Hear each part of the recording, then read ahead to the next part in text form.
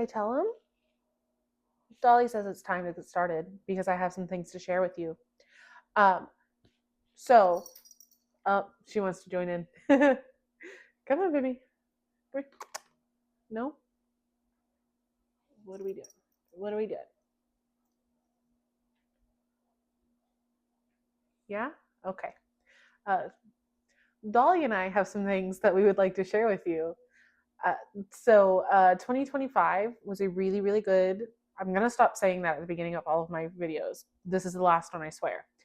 It was a really good year for reading, and I really want to keep that momentum going in 2026. So last year, it really helped me to set some specific goals for myself, and I want to do that again this year. I set two goals for myself last year, which was number one, to read more, and number two, to read more fantasy.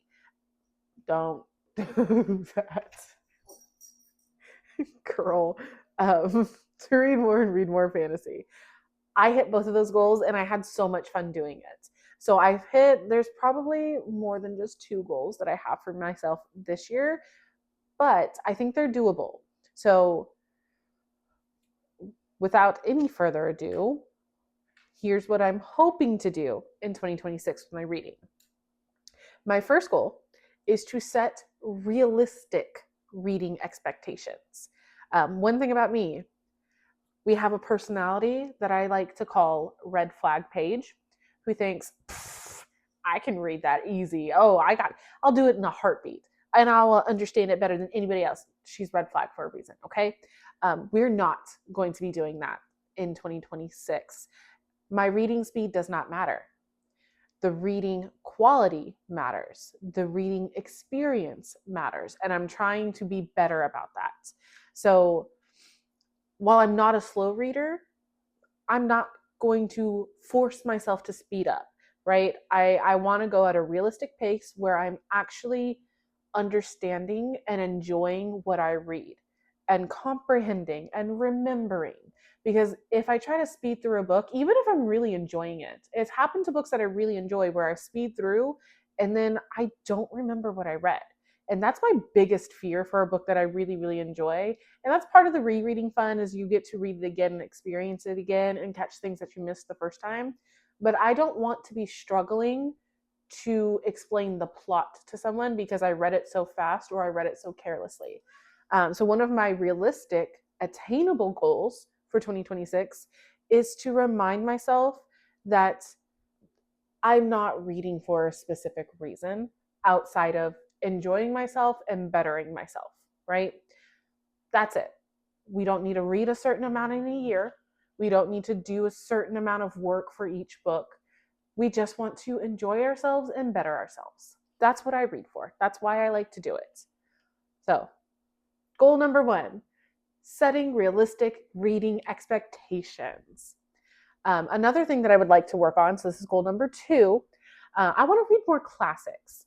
I've read, when I was in high school and middle school and college, I did read classics and I really enjoyed my time reading classics for the most part. There were some in high school that I had some beef with, and my mom knows that. And we will be trying some of those books again because I feel like I'm more mature and I will understand the themes better now. But boy, I just thought they were boring as everything in high school. I don't think I'll feel that way now. So that's part of why I want to revisit some classic literature that I've read in the past, but also expand my knowledge on literature. I've just had a lot of fun with a couple. I read two or three in 2025, and I really enjoyed my time with those. And one of my favorite books of all time is The Great Gatsby. I don't know if that's pretentious of me to say, but it's a fantastic book and I love it. So I'd like to expand my horizons more in that way, but not just for that, but for two other very specific reasons. Um, three, I guess. One is just I love literature. I just love literature. I love the craft of not just classic work, but all work, and I want to expand my horizons in that aspect of just reading other styles of writing, exploring new ways to engage with a text. I think that's really fun. That's something that I really love to do. So I want to do it for that reason. I want to become a better reader. I have read my entire life. I started reading when I was like 3 and I haven't stopped since. I've always been that big reader personality. I did hit a slump in college. I didn't read very much in college, but I think it was just handling school, and I was working 2 or 3 jobs at a time, and I was just trying to get through life, and I didn't feel like I had time or the energy to read. But then when I started reading again after I graduated, oh, I came back with a vengeance, and it hasn't stopped. I just love to read. But I've noticed, especially before college, I would just miss the point of a lot of works. And I don't think, like, I think you can definitely learn that skill in college, learn how to better analyze text, but I think it was just a maturity thing on my front too. Like, I wasn't present enough with what I was reading. I was just reading to read, if that makes sense. So I want to be a better reader. I want to be a more mindful reader. And I think a good way to practice that is obviously just reading more and reading more carefully, but I also want to do it with classic works, and I want to try to find those not hidden messages, but I want to try to pick out the themes, and I want to work on analyzing. It's just, again, it's something that I enjoy. It's definitely not for everyone. I know there are going to be some people that hear me say something like that and go, this lady's crazy, but it's what I enjoy, so I want to do more of that. Especially considering the fact that missing an author's message or their intended theme or misinterpreting their lesson, that's like my biggest fear. I don't like misinterpreting people that I speak to. And when an author goes to the effort of writing it into a book, I really don't want to mess up and get the wrong thing out of what I'm reading. I would like to be able to appropriately analyze a book.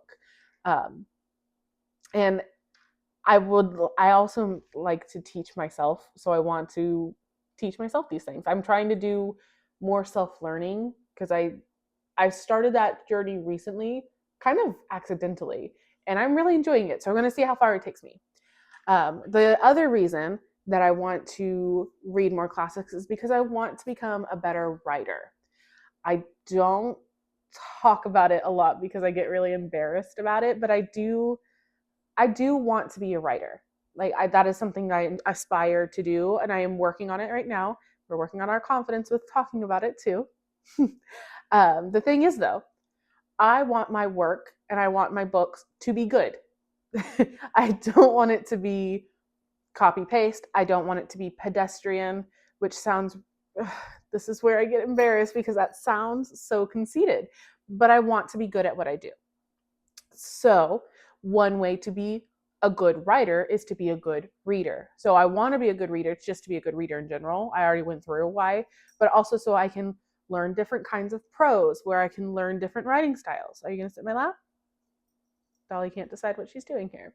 I just want to be better.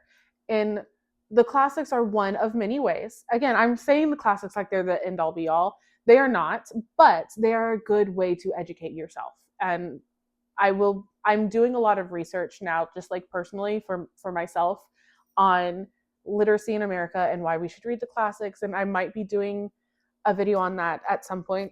No promises.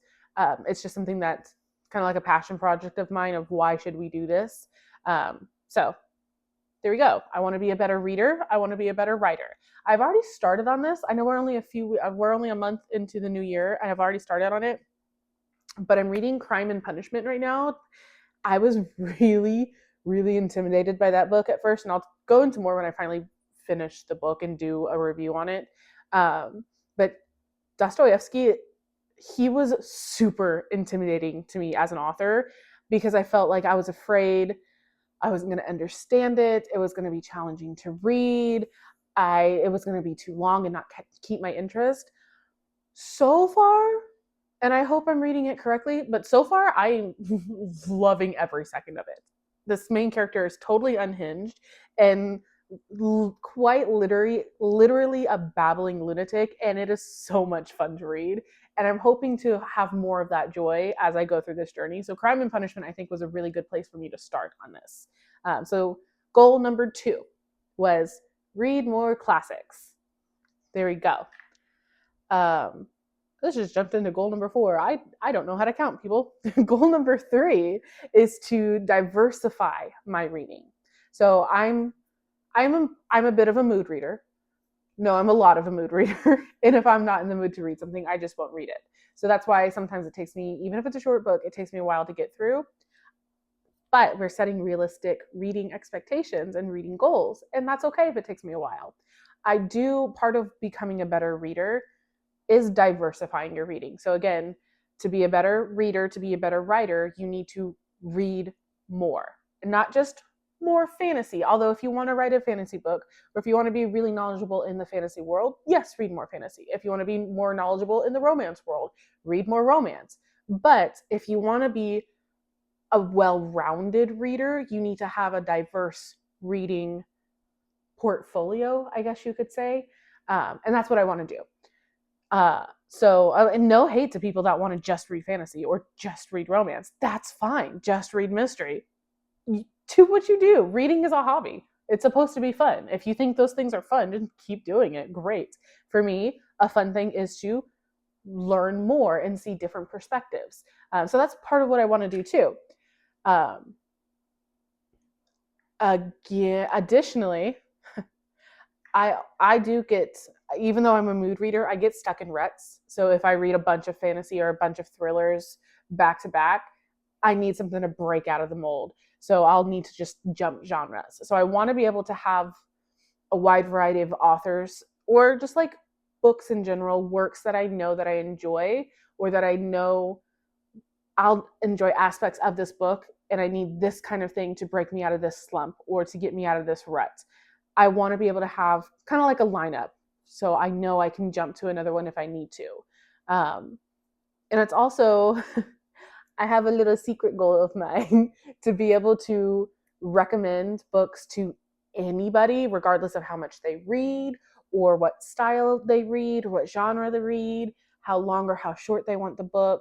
If they want, I want to be able to basically be a human Google of books, which sounds really strange. And I don't know why I want to do this, but I just want to be that person. I want to be that book person. Like, oh, what should I read next? Oh, you should read this.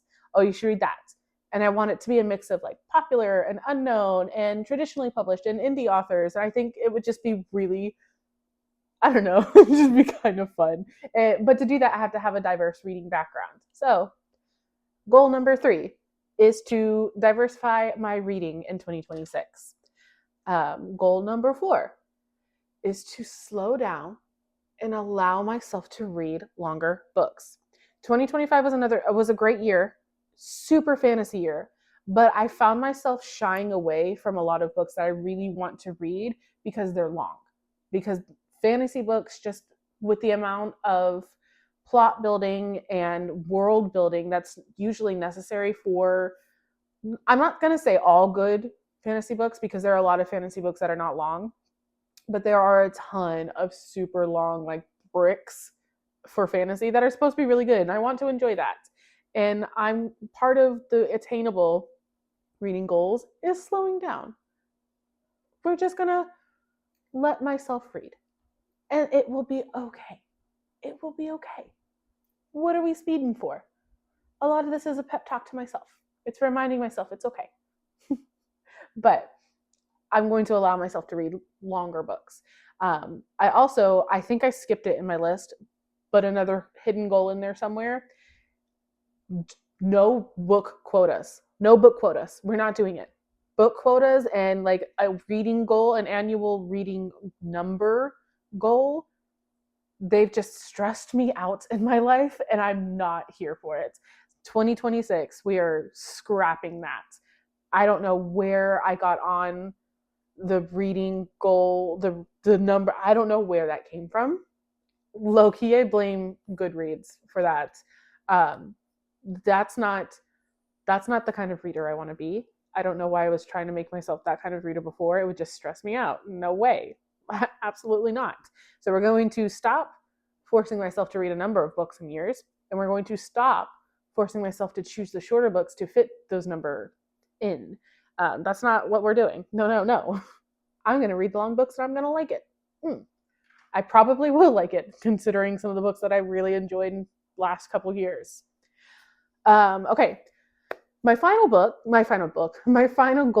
is to read more middle school and YA books. Now, this one is 2 reasons. One is just plain, it's fun, it's nostalgia. I started doing this late in last year. I've never actually read the Harry Potter series. So I started reading the Harry Potter series. Um, I'm rereading The Hunger Games. I started rereading Percy Jackson because season 2 of the show came out. I would like to reread The Series of Unfortunate Events. All of those are just good old nostalgia.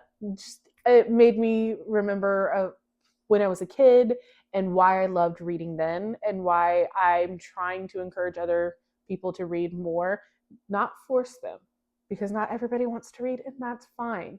But if I feel like somebody might enjoy something, I would want to explain to them why I enjoy it. Um, it's fun to relive those days. It's fun to relive those memories. I also am a reading teacher. I teach lots of kids, but I do have a lot of kids in the 4th grade to 6th grade range, some 7th and 8th graders too. When they ask me for book recommendations, I want to be able to give them books that I actually think are good, that I actually think they would enjoy. So I want to diversify my middle school age books, my YA books, so I can give better recommendations to my students. I want to be that person. Um, the books that I typically recommend to them are kind of old, because I'm kind of old and they're from my childhood. Oops. And I would like to give them some more recent recommendations too. So not only am I going to relive my YA books from when I was a kid, I want to find some more modern ones that I feel comfortable recommending, because I don't always know the content of these books. And I know some of the parents that I work with are really cautious about what they give their kids, and that's totally fine. So I want to be able to confidently tell them that this is a fun book and an appropriate book. So I don't know, just like a personal thing. These are all just little personal goals that I'm setting for myself. But being the planner that I am, I do have plans on how to get things done, how to get these goals done. The first one is to get rid of the reading quota. It's gone. It's out the door. We are replacing the reading quota with something far more fun, far more exciting. We've got book bingo. My friends and I decided to do book bingo this year instead of a book quota, because they were kind of feeling the same way of, either I just want to read more, or I'm feeling pressured to do certain number of books in a year, and it just stresses us out, or we're feeling some type of way about some type of thing. Book bingo is so much more fun. My friend and I got together and came up with 50 different prompts, 25 from one of my friends, 25 from me, and then I made them into bingo cards. And so I've got a couple bingo cards that I'm going to be working through this year. My goal is not to, red flag page says that we can black out both boards. We're not going to listen to red flag page. She does not have a part in this conversation. We are going to go for like a bingo on each. That's 10 books. That's doable. 2 bingos. We can do that. And if I happen to get more, that's fantastic. But the goal is a bingo on each card. And that's it. But I'm really excited for this. So if anybody wants to know more about our book bingo and see some of the cards that we're doing, I'm happy to share. I will literally not stop talking about it to anybody, because I think it's so much fun. I'm so excited about it. So that's really awesome.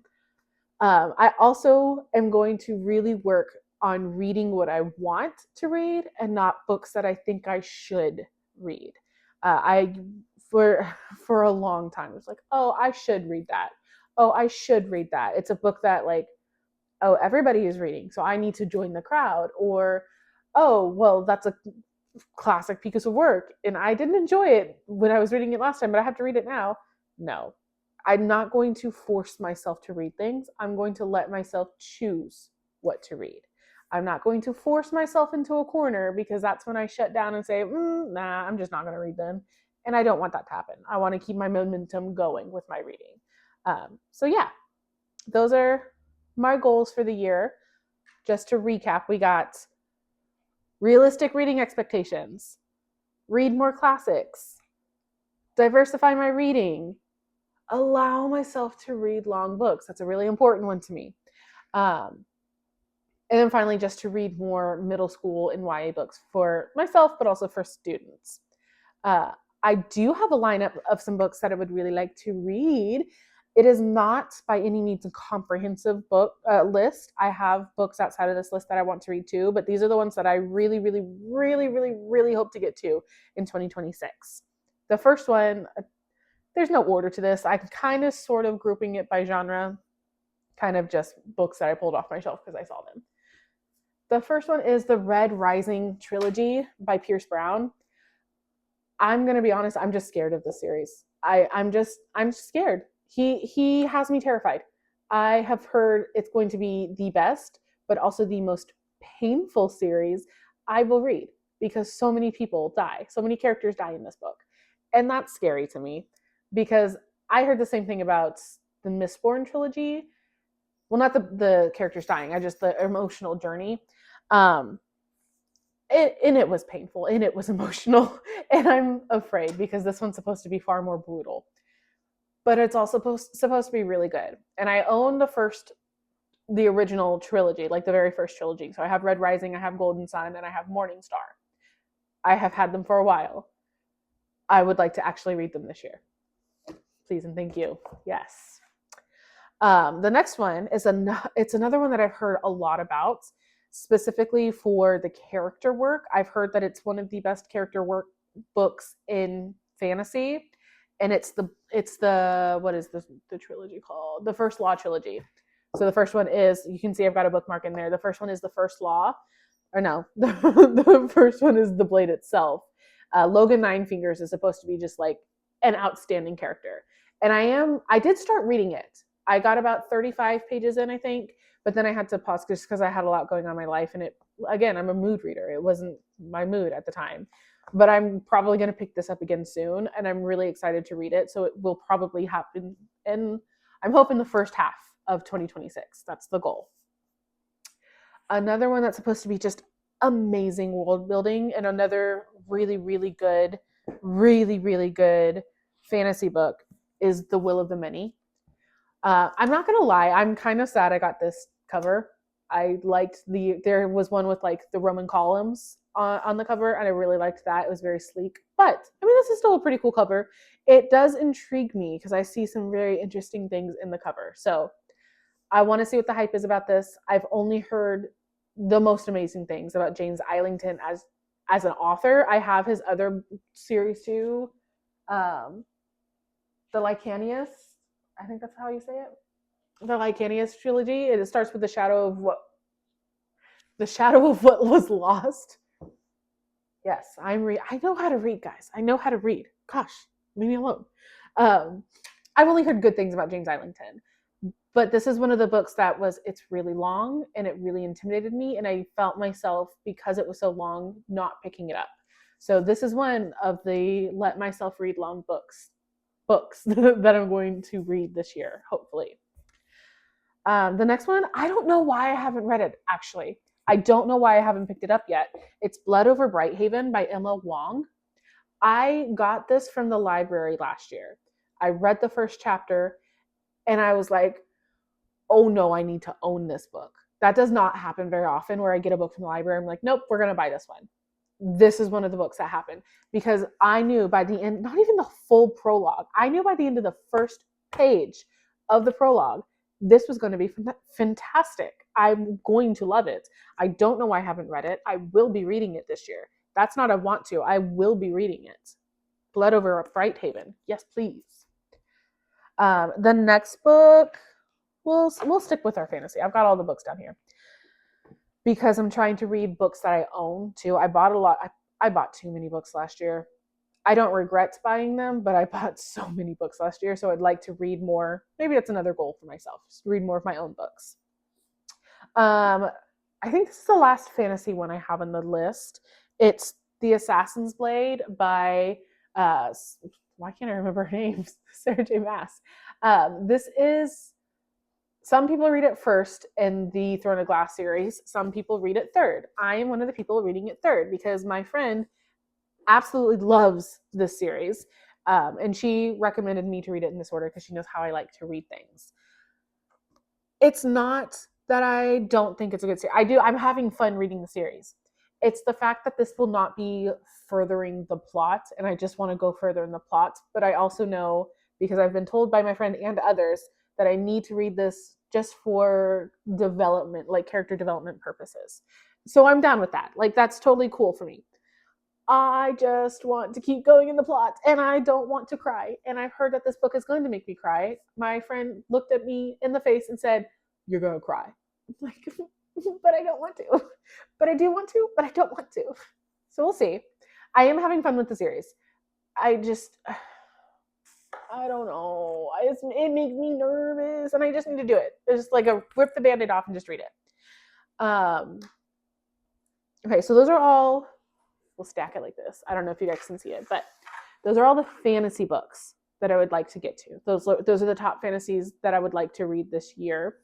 One that's not on there, but because I'm currently reading it and it's in the other room and I don't want to go get it, is Yumi and the Nightmare Painter. I don't know if I've mentioned it in another video, but I'm loving that book already. I think Brandon Sanderson is very quickly going to make his way up my authors list. It's fantastic. So that one is on this list too.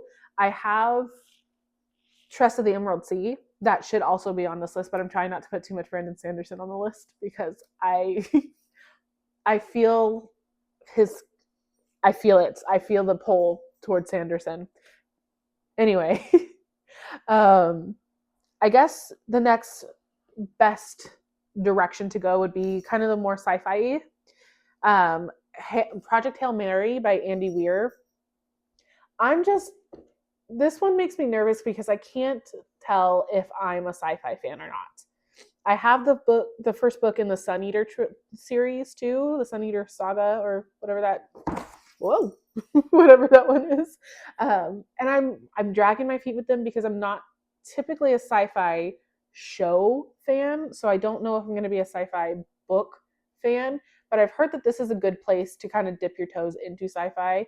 And another good place to dip your toe into sci-fi is the Dungeon Crawler Carl series. Not me plugging that one again. But I really, really, really enjoy that. So I'm hoping this will be another one that I'm pleasantly surprised by. Plus, there's a movie coming out for this, and it fits one of my bingo card squares. I'm pretty sure. So yes, Project Hail Mary. I've heard it's really, really good. So I'm really cautiously excited to read it. One of my favorite books of last year was The Last House on Needless Street by Catriona Ward. I do happen to have two other Catriona Ward books. I don't know which one I want to read first. They both sound really good for really different reasons. So we've got Little Eve and we've got Sundial. One, if not both of these books will be read this year. I really enjoyed her writing style in her other book, in Last House on Needless Street. I'm very hopeful for these two books. And they're not very long either. They're pretty quick. And you know how people talk about like the reading test? It's got the flop factor of, I love that in a book. It feels really nice. So I feel like the reading experience will be really good when I read these, which is that's such a dumb thing to look for in books, but it really makes a difference for me. So one of these two will definitely be on the list. Next is a book that I have had for a very, very, very, very, very long time. And I want to read it, and I don't know why I haven't read it. It's Daisy Darker by Alice Feeney. One of my friends read another Alice Feeney book, Beautiful Ugly. She read Beautiful Ugly a few months ago, recently, and she really liked it. And my goal is to read this one so we can do an Alice Feeney swap, and I can read Beautiful Ugly and she can read Daisy Darker. I just need to actually read the book. It sounds like a book that I'd enjoy. I tend to like thrillers like this. Daisy Darker, let's do it. This one I've heard is really, my sister-in-law recommended this book to me. It sounds fantastic and also devastating. The Berry Pickers by Amanda Peters. These books, these kind of books are fantastic and really well written, but they are so emotionally taxing. Fantastic. Like, I love the book. I love the journey by the end. This is kind of how I feel about literary fiction in general, is the books are generally the ones that I read, I really enjoy, but the the emotional weight and the emotional toll they take on me, it's a lot. So I have to build myself up to it. She also recommended the book Betty to me. I don't know who the author is. And that one has been on my radar for a while, but Demon Copperhead is in that realm of fantastic, but oh my goodness, it hurts to read, but like in a way that you enjoy. I just can't do it often. So I will be reading these. I'm just going to take my time and let myself feel, and it's going to be an at-home book and not an in-public book. That's what I'm feeling about this. The Berry Pickers. I am excited for it. I'm just nervous to feel all of the things.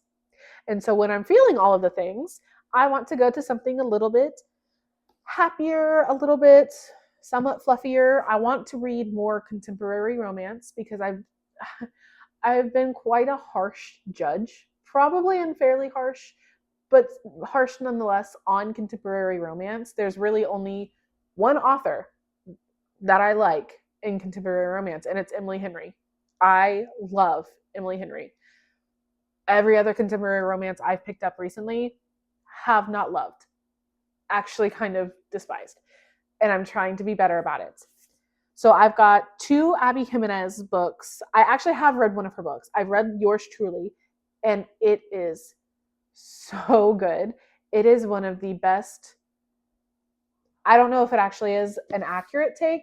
Well, no, that's so. It is an accurate take on anxiety in a main character.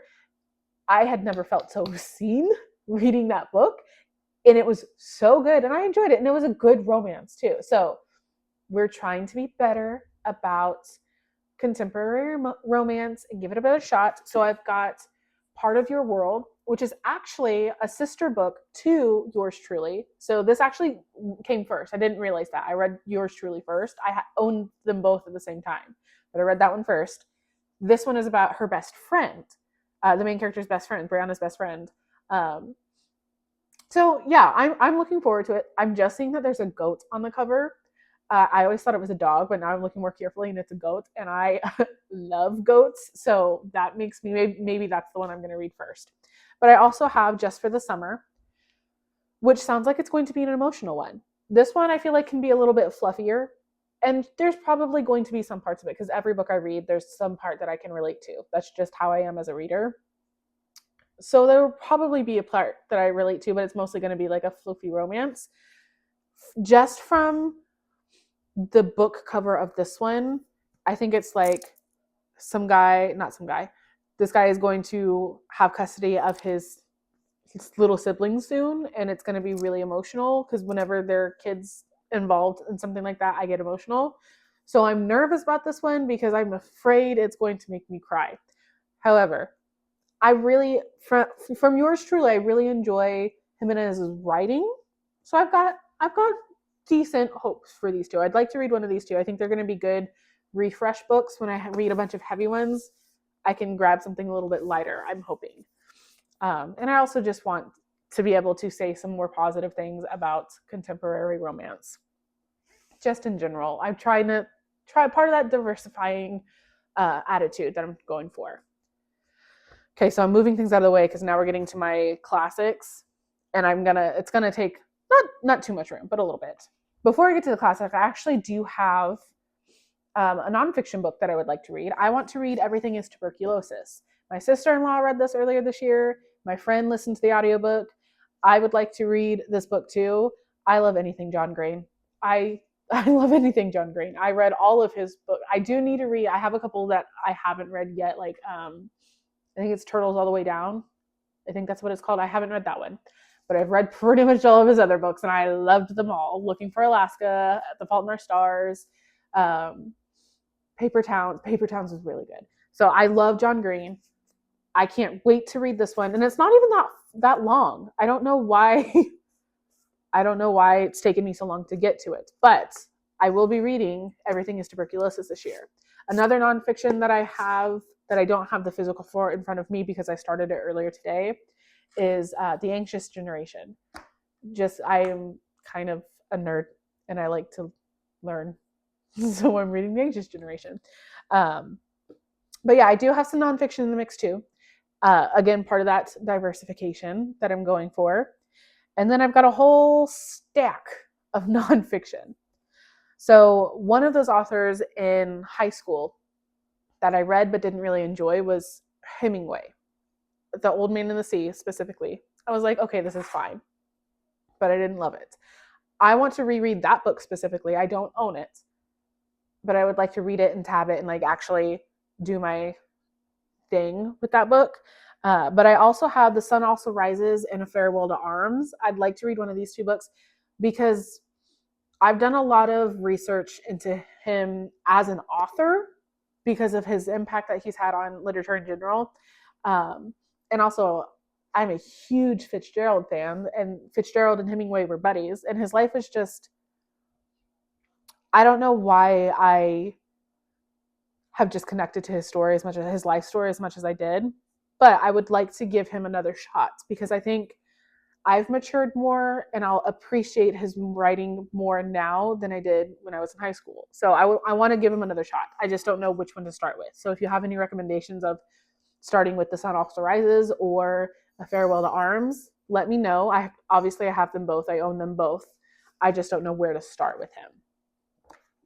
Another one that I read, I didn't read this book. I read Animal Farm in high school, and I actually did really enjoy Animal Farm. So I want to read 1984.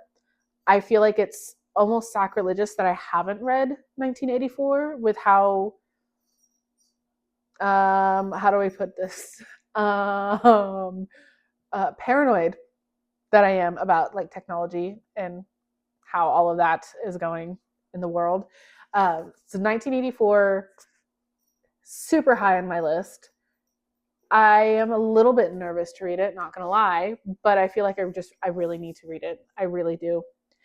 Oh, I forgot to grab it. Lord of the Flies is also one that I should have read. I actually did not read that one in high school. I was supposed to and I didn't. Sorry. And it's my brother's favorite book, and I just feel like I owe it to him to read it. It's just, we'll get to it. We'll get there. It's not very long. I can muscle through it. Another one is a recent addition to my bookshelf. It is East of Eden by John Steinbeck. I have heard no less than 4 times in the last like 2 or 3 months that this is somebody's new favorite book of all time. I want to know what the hype is. I read Mice and Men in high school, and it was one of my favorite books in high school. Like, I loved it. Something about a book that makes me cry. I don't know. I love it. I've heard so many really good things about this, so I want to know what it's all about. I really want to understand. I'm reading Crime and Punishment right now. I think I already said that. So that is also on this list. The last one on this list, it's one of those, it's a long book that I'm going to allow myself to take it slow and read it and enjoy it. It's The Count of Monte Cristo. I have heard this is like the revenge story to end all revenge stories, and I do love a good revenge story. It's super intimidating because look at this brick. It is an actual, like, it's hefty. It's heavy. So I'm nervous because of how long it is. Oh, look at that print. Ooh. Nope, that's okay. It's going to be a good time because I've heard it's just really fun. It's a really fun read. So I'm really excited to read this. Alexander Dumas is like legendary. He's legendary. I want to read this. I also want to read The Three Musketeers. I don't own that one. I'm fine with checking that one out from the library. If you guys think I should start with The Three Musketeers if you've read Dumas and you have an opinion, if you think I should start with Three Musketeers, let me know. I don't mind. No, I'm not going to lie. Whenever I think of The Three Musketeers, I have a very specific memory of, I think it was like a 90s movie. And I don't remember anything about the movie except I think one of the Sutherland actors, I think maybe Kiefer Sutherland was in it. I don't know. Just very specific, certain visual memories of that movie That's all I think of when I think of the Three Musketeers. But whatever the case, I'm down to read any of it. I really just want to read something from Dumas this year. But I own what is this one? The Count of Monte Cristo. I am happy to either check out the Three Musketeers from the library or get it at Half Price Books or something. I don't know. But yes, there we go. My hopefuls for 2026. I think it's a pretty good. I'm not going to force myself to read these things because when I force myself to do things, I don't want to do it because I'm a pouty little child sometimes, even when I'm making myself do things. But I'm hoping to have a really good year. I feel like I have some good expectations for myself, some good goals for myself. Do you have any goals for 2026? I think I say it all the time, but I love to talk about books.